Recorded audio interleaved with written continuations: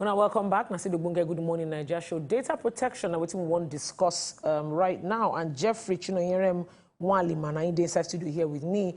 He be lawyer and, of course, in work with data analytics protection technology. We want to discuss this matter of to protect your data online. Make you first understand what it mean.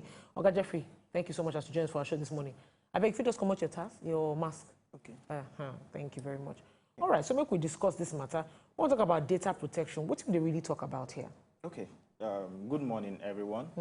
So basically, data protection is a law that has been made by NITDA through its regulation.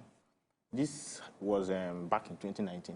It was made to protect the data information of personal persons, like natural persons and not companies. So what do we mean by data protection and data? So data here, we try to say data, and data is the personal information about you that could be used to identify you, such as your mobile number, your email address, your medical information. Yes, this is actually your data. So when this data is released to these companies, it's usually released maybe when you want to obtain your, maybe when you go to the hospital, this information is collected and then it's being stored. So when it's being stored, now data protection is this. If my data is being stored, I want it to be protected. The government wants it to be protected. That is protecting the citizens. So NIDA has made a regulation that was in 2019, which is called the NDPR. The NDPR was made to protect the personal information. So imagine if your personal information is left flying on air. You know, anybody can access it and all that. So this is why data protection came into place. Well, it's drawn from the GDPR, which is the European side of the data protection regulation. So this regulation, first of all, I would like to explain some. I don't know if I can go on. Go ahead. Okay, go ahead. Thank you very much. So some of the information we are protecting are supposed to be in the custody of companies. Assuming you want to register your SIM card and then your information is being collected and stored by the company. So when this information is stored by the company, what goes on behind the scene? So we want this data to be protected, kept under good condition. So NIDA has made a regulation. The regulation says, okay, for you to collect someone's data, first of all, you have to get the person's consent. For you to collect my data, you have my consent, you keep this data. So you tell me how long you're going to keep this data, what you're keeping this data for, and how I can access this data and make sure it is properly saved. So on the part of the company is expected to comply to a reasonable extent. Complying to a reasonable extent in keeping data, you have to do your yearly audit, which must be done before March of every year. Yeah. So you also have to make sure you have a level of security for the data you store in place. So these are kind of so as that regulation don't day on ground now, then they observe them. Would they observe them for the country as it day? You're talking about 2019, Abi? Yes, the regulation was. All right. So yes. How then they observe them? People data they protected. Oh yes. I would like to say I work with a data protection analytic. So what we do is we audit company, we train DPOs. So DPOs, okay, I will explain some of all these things. You know, it's a bit okay. The DPOs are the data protection officers in the company. Yeah. So then DPCOs are the data protection compliance organizations, which are licensed by NITDA. When they are licensed by NITDA to take to audit, train, and other contracts, teaching, and lecturing about data protection. So because I feel data protection is still in its infant state in Nigeria. So a lot of work has to be done. Many of us don't know what our data is being used for. We don't know how it's being stored, but we want it to be stored. We don't want it to be on air. We don't want it to be released. All right. So we talk about data when we say we will carry our hand physically give companies, or they talk about those when we say we need to compulsorily put out there if we want open different social media, you know, apps or so, because we not say to register for like on a Facebook, on Instagram, your email address has to be connected to it. Some people go even add phone number. Yeah. I thought you go even get prompt. Facebook go ask you say, now your number still be this. Yes. You know, to say you don't open them before. In as much as a person not feel escape some of those things, well, you go feel say the best way to protect oneself, now to as an individual to limit the information where you put out there. The one where we say we they give all the to Igbo app them, the Instagram, the Facebook. Not say no be Nigerian people get them. Yeah. How well protected are those information we say we serve they share, give those apps? Okay. It's a lot deeper than a physical thing.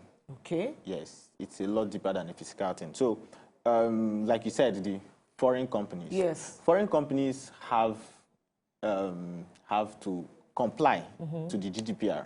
Okay. Which goes a long way to protect them from wherever they are.